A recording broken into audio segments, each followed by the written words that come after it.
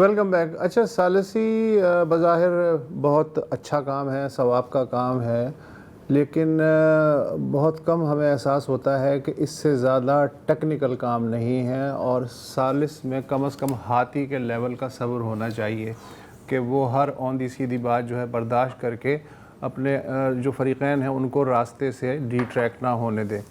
ذرا اگر آپ یاد کریں تو چند برس پہلے تک امن مذاکرات جو ہوتے تھے یا تنازعات کے حل کرنے کے بارے میں, وہ کہاں ہوتے تھے؟ Vienna, Paris, Geneva, Washington, Oslo, یا پھر اقوام متحدہ کی چھتر چھایا تلے ہوتے تھے اور کئی مہینے چلتے تھے. مگر آج کے جو حکمران ہیں ان کے پاس نہ پہلے جیسے لوگوں کا صبر و تحمل ہے, اور نہ ہی سفید بالوں والے وہ گرگان بارہ دیدہ قسم کے سفارتکاروں کا بریگیڈ جو عین وقت پہ کشیدگی کے ہیڈ سے امن کی فاختہ نکال لیتا تھا. یاد کریں آپ اس دور کو. اچھا, سرد جنگ کے بعد جب دو کیمپوں کی سیاست زوال پذیر ہوئی ہے سوویت یونین کے ڈیزالو ہونے کے ساتھ ہی, تو اقوام متحدہ میں جو ویٹو پاورز تھیں انہوں نے اپنے کیمپ کی حمایت کی بجائے اپنے انٹرسٹ کو پرائرٹی دیتے ہوئے ویٹو پاور استعمال کرنی شروع کی. ایک بڑا زبردست قسم کی تبدیلی تھی. ایک زمانہ تھا کہ امریکہ پورے مڈل ایسٹ میں ایک دبنگ ثالث کے طور پہ مانا جاتا تھا.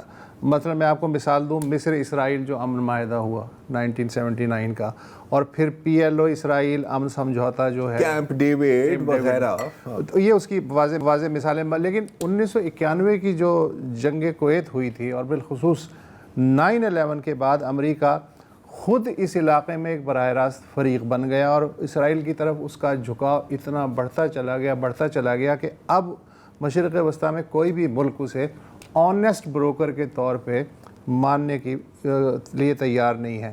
اچھا, ظاہر ہے کہ ملٹی پولر دنیا ہے, اس کا جو اگر ہم آج کا منظر دیکھیں تو اس میں صدر ٹرمپ کی جو غیر روایتی ون مین خارجہ پالیسی ہے, اس کے سبب نیٹو کی سیاسی حیثیت کو جو دھچکا پہنچا ہے, اور یوکرین روس لڑائی میں جس نیٹو کو ایک ایکٹیو پارٹی بننا پڑا ہے, اس کے بعد کوئی بھی یورپی دارالحکومت پرائے جھگڑوں کی ثالثی کا بوجھ اٹھانے کے قابل نہیں رہا ہے. حالانکہ 90 کی دہائی میں یوگوسلاویا کی جو سول وار تھی اس کے خاتمے میں یورپ نے خاصا مؤثر کردار ادا کیا تھا. البتہ اس پورے عرصے میں چین نے اپنی خاموش ڈپلومیسی کے ذریعے جو جھگڑے طے کروائے, کہیں کامیابی ہوئی کہیں نہیں ہوئی. مثلا ایران اور سعودی عرب میں اس نے ثالثی کروائی, حماس اور PLO کے درمیان انہوں نے ثالثی کروائی, اور پھر افغان طالبان اور پاکستان کے درمیان بھی انہوں نے کوششیں کی کہ مصالحت ہو جائے. ثالثی کا یہ جو خلا پیدا ہوا روایتی جو یورپی طاقتیں تھیں ان کے جانے سے, تو اس میں جو درمیانے درجے کی ابھرتی ہوئی پاورز ہیں اس ملٹی پولر ورلڈ میں, مثلا مصر ہے, قطر ہے, ترکی ہے, سعودی عرب ہے, عمان ہے اور پاکستان, انہوں نے بھرنے کی کوشش کی. ترکی اور سعودی عرب نے یوکرین اور روس کی میزبانی کی کہ یہ جھگڑا ختم کر دیں, حالانکہ کہاں سعودی عرب اور کہاں روس اور یوکرین. قطر اور مصر نے غزہ کی جنگ بندی میں بہت ہی ایکٹیو مسلسل کردار ادا کیا. عمان اور ترکی نے ایران اور امریکہ کے درمیان 28 فروری سے پہلے ثالثی کی بہت ٹھیک ٹھاک قسم کی کوششیں کی, اور اس وقت پاکستان ایک ثالث کے طور پہ ابھرا ہے, جسے پاکستان کو یہ ایڈوانٹیج ہے کہ بیک وقت تہران, ریاض, بیجنگ, ماسکو اور واشنگٹن کا اسے اعتماد حاصل ہے, اور پاکستان نے ان کوششوں میں ترکی, مصر اور سعودی عرب جیسی مڈل پاورز کا وزن بھی شامل کیا ہے.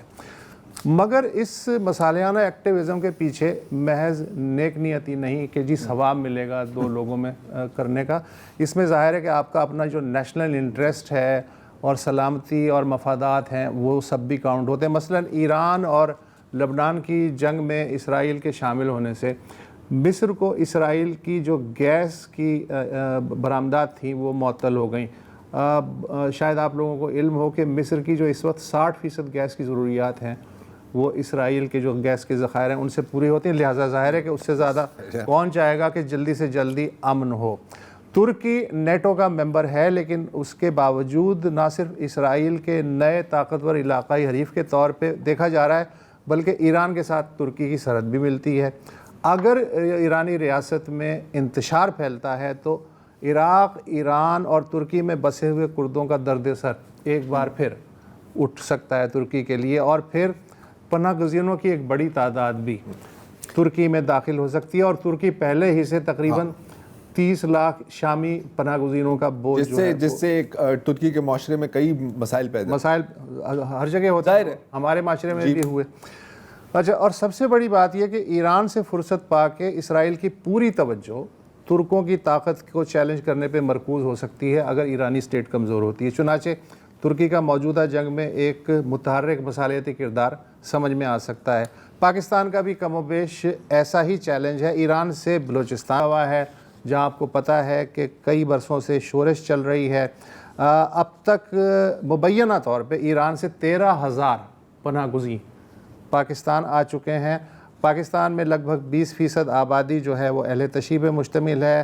ایرانی ریاستی نظام میں توڑ پھوڑ کا مطلب یہ ہوگا کہ پاکستان کو کم و بیش اسی طرح کے مسائل کا سامنا کرنا پڑے گا جو ایک غیر مستحکم افغانستان کی شکل میں پچھلی 5 دہائیوں سے ہم بھگت رہے ہیں۔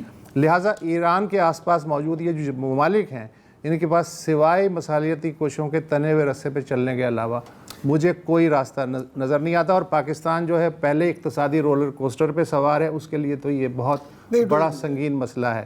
لیکن پازیٹیو اس میں اچھی بات یہ ہے کہ جو مصالحت کا یہ جو سفر ہم یہ جو مڈل رینکنگ ممالک کر رہے ہیں، اس میں روس اور چین کی خاموش تائید اور حمایت بھی انہیں حاصل ہے، کیونکہ اگر ایران گرتا ہے تو پھر اس کی جو اونچی لہریں ہیں وہ بیجنگ اور ماسکو تک بھی پہنچتی ہے۔ اور دیکھیں امریکہ مطلب صحیح ہے، ایک ملٹری ہیوملیشن ایک لحاظ سے آپ کہہ سکتے ہیں کہ ہوئی ہے، لیکن امریکہ پھر بھی سیکیور ہے یار۔ ہاں، وہ مطلب دیکھو اٹلانٹک ایک سائڈ پہ، پیسیفک ایک سائڈ پہ، اوپر کینیڈا، نیچے ساؤتھ امریکہ، کس نے آپ کو چھیڑنا ہے؟